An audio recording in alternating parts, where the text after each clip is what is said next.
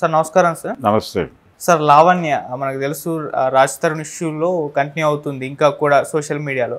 అయితే నిన్న ఒక డిబేట్ జరిగింది టీవీ ఛానల్ డిబేట్లో. లావణ్య అండ్ శేఖర్ పాషా అనే వ్యక్తి ఇద్దరు కూర్చున్నప్పుడు వాళ్ళిద్దరి మధ్య వివాదం తలెత్తడంతో ఈమె చెప్పు తీసుకొని కొట్టడం, అది కాస్త వీడియో సోషల్ మీడియాలో వైరల్ అయింది. ఆ ఇష్యూ కూడా చర్చనీయాంశంగా మారింది. సో అంత చెప్పు తీసుకొని కొట్టేటంత ఎందుకు ఎక్స్ట్రీమ్ లెవెల్కి వెళ్ళిపోయిందా అని చెప్పేసి మీరేం చెప్తారు సార్ ఇష్యూ? ఒకటి, ఆ అమ్మాయి జీవితానికి సంబంధించినటువంటి ప్రతి సందర్భాన్ని సాక్ష్యాధారాలతో నేర నిరూపణ చేయటం అనేది దర్యాప్తు సంస్థలు చేసేటువంటి కార్యక్రమం.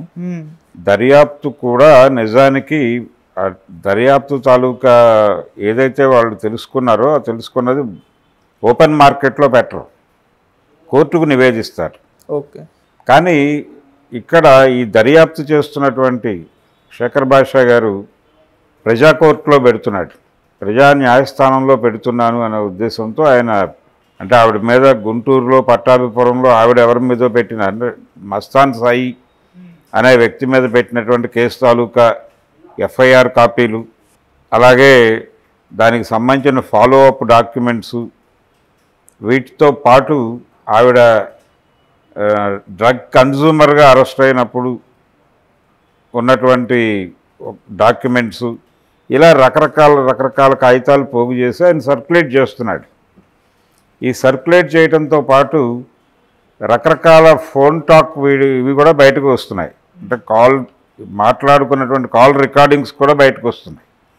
ఈ కాల్ రికార్డింగ్స్లో అది, అంటే ఈ కాల్ రికార్డింగ్స్ని పూర్తిగా నమ్మచ్చా నమ్మకూడదా అనేది పక్కన పెడితే వాళ్ళ వాయిసే కావచ్చు, అమ్మాయి వాయిసే కావచ్చు. నేనేమంటానంటే అమ్మాయి డ్రగ్స్ తీసుకుంటుంది, ఓకే, దానికి ఈ గొడవకి సంబంధం ఏమిటి? ఆ అమ్మాయితో అతను రిలేషన్లో ఉన్నాడా లేదా? ఉన్నాడు కదా, ఉన్నాడని అతనే చెప్తున్నాడు కదా స్వయంగా. అంటే టైం తేడా ఉండుండొచ్చు. ఈ అమ్మాయి 11 ఏళ్ళు అంటోంది, అతను 7 ఏళ్ళు అంటున్నాడు. దానికి సంబంధించిన కాల పరిమితికి సంబంధించిన తేడా తప్ప కలిసి ఉన్న మాట వాస్తవం. అది ఇద్దరూ అడ్మిట్ చేసి ఉన్నారు. ఈ అమ్మాయి డ్రగ్స్ తీసుకుంటుంది, దానికి ఈ గొడవకి సంబంధం లేదు. ఒకటి, ఆ అమ్మాయికి 100 మందితో సంబంధాలు ఉన్నాయి, దానికి ఈ గొడవకి సంబంధం లేదు. ఇవన్నీ ఇక్కడికి తీసుకొచ్చి ఎందుకు మాట్లాడుతున్నాడు ఈయన? శేఖర్ భాష ద్వారా మాట్లాడిస్తున్నాడు. ఒకవేళ రాజు తరుణ్ అనుకుంటే ఎందుకు అంత అగ్రెసివ్గా మాట్లాడుతున్నాడు ఆయన? అంటే ధార్మిక కోణంలో నుంచి, ఒక నైతిక కోణంలో నుంచి ఆ అమ్మాయిని ప్రొజెక్ట్ చేసే ప్రయత్నం చేస్తున్నాడు. అంటే ఒక పక్కన తెలంగాణ ప్రభుత్వం డ్రగ్ ఫ్రీ స్టేట్ చేయాలి తెలంగాణని అని కంకణం కట్టుకున్నటువంటి రేవంత్ రెడ్డి గారి పాలనలో ఒక డ్రగ్ పెడలర్కి, అమ్మాయి డ్రగ్ పెడలర్ అని చెప్తున్నాడు ఆయన. ఈ డ్రగ్ పెడలర్కి న్యాయం జరగాలని ఎలా మాట్లాడతారు? ఆ అమ్మాయి తరఫున ఎలా మాట్లాడతారు? ఆ అమ్మాయి తరఫున మాట్లాడటం నైతికత ఎట్లా అవుతుంది అని ఆయన ప్రపంచాన్ని ప్రశ్నిస్తున్నాడు. ఓకే, ప్రశ్నించవచ్చు, తప్పేమీ లేదు దానిలో. ఇప్పుడే నైతిక కోణం గుర్తొచ్చిందా మీకు?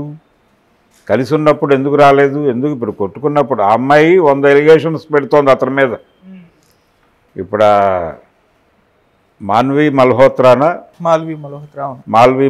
మల్హోత్రాను ఆవిడతో రిలేషన్ ఉందని కదా ఒక ఎలిగేషన్ అమ్మాయి చేస్తోంది. వాళ్ళు ప్రెస్ మీట్ పెట్టారు కదా, తిరగబడ్డ స్వామి సినిమాకు సంబంధించి ప్రమోషనల్ ప్రెస్ మీట్ దగ్గరికి వెళ్ళి గొడవ చేసింది కదా ఈవిడ గొడవ చేసిన తర్వాత కదా లోపల రిపోర్టర్లు అతని మీద గొడవ చేసింది. అంటే రిపీటెడ్గా ఈవిడ కూడా విషయాన్ని లైవ్లో ఉంచడం కోసం కృషి చేస్తోంది.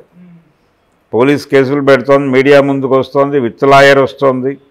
దిలీప్ శంకర్తో కొంత పని నడుస్తున్నట్టుగా ఆవిడ ఫీల్ అవుతున్నట్టు లేదు. ఆవిడ కొత్త లాయర్ల వేటలో కూడా ఉన్నారు. 2-3 హైకోర్టు లాయర్లను సంప్రదించారు ఆవిడ, ఈ కేసు ట్రాకప్ చేయండి అని.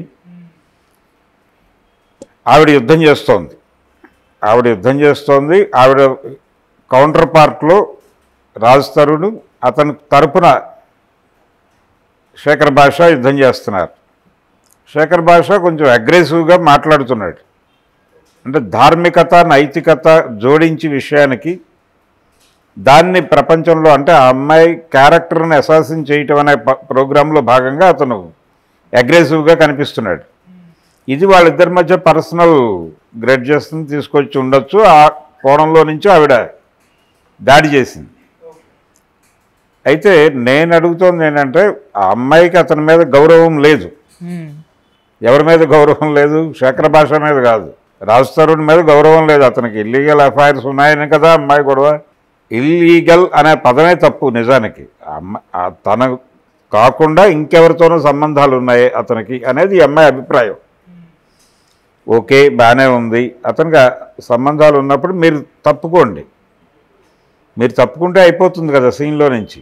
ఎందుకు రచ్చ చేయాలి? ఏం కోరుకుంటున్నారు? మీ మోటో ఏమిటి అంటే అతనికి ఆ సంబంధాలన్నీ వదిలించి అతనిగా తీసుకొచ్చి నాకు సరెండర్ చేయండి, నేను అతనితో ఉంటాను అంటోంది అమ్మాయి. ఇది ఏమాత్రము లాజిక్ లేనటువంటి డిమాండ్. అతను వద్దు మర్రో అని అతను వెళ్ళిపోయి వేరే వాళ్ళతో ఉంటున్నప్పుడు నువ్వెందుకు పాకులాడుతున్నావు? తప్పు కదా. నువ్వు పాకులాడటం వలన అతను ఏం చేస్తున్నాడు? నీ క్యారెక్టర్ అసాసిన్ చేస్తూ శేఖర్ భాష ద్వారానో మరొకళ్ళ ద్వారానో మాట్లాడిస్తున్నాడు. ఇది కదా జరుగుతోంది. ఎందుకు చేస్తున్నారు? ఈ అమ్మాయి ఏం కోరుకుంటోంది? అతనితో కలిసి ఉండటం మాత్రమే కోరుకుంటోంది అనేది బూటకం. ఆ అమ్మాయికి అతనికి మధ్యలో ఈ రిలేషన్ అనేది వివాదం కాదు. రిలేషన్ ఆల్రెడీ స్ట్రైన్ అయిపోయింది. వాళ్ళిద్దరిని కట్టేసి తీసుకెళ్ళి గదిలో వేసినా కాపురం చేసే పరిస్థితి లేదు, అది ఫ్యాక్ట్. కానీ కలిసి ఉంటానంటోంది. ఎందుకంటోంది ఆ అమ్మాయి అంటే ప్రాపర్టీకి సంబంధించిన గొడవలు ఏవో ఉన్నాయి అక్కడ. ఆస్తి గొడవలు మాత్రమే ఈ గొడవకి లీడ్ చేస్తున్నాయి తప్ప ఇంకేమీ కాదు. మిగిలినవన్నీ బూటకమే. సెటిల్మెంట్ ప్రాపర్గా కాలేదు, విడిపోవాలి అనుకున్నారు వాళ్ళు, కొట్టుకున్నారు, గొడవలు అయిపోయినాయి. మస్తాన్ సాయితో అదే విల్లాలో అమ్మాయి ఉన్నప్పుడు వాళ్ళిద్దరి మధ్య ఘర్షణ జరిగినప్పుడు తానెళ్ళి వాళ్ళిద్దరిని విడదీసి ఇవన్నీ తను స్వయంగా మీడియా ముందు చెప్పాడు రాజ్ తరుణ్. జరిగింది ఓకే, ఆ అమ్మాయి డ్రగ్స్ తీసుకుంటుంది, ఇవన్నీ పర్సనల్ అఫైర్లు. దాన్ని తీసుకొచ్చి ఎందుకు మార్కెట్లో పెడుతున్నాడు ఆయన అంటే ఈ అమ్మాయిని అడ్డుకోవటానికి. అంటే ఈ అమ్మాయి ఏదో అడిగింది నాకు ఇది కావాలి అని, అది ఇవ్వటానికి వాళ్ళకి ఇష్టం లేదు. ఇవ్వటానికంటే వదులుకోవటానికి వాళ్ళకి ఇష్టం లేదు.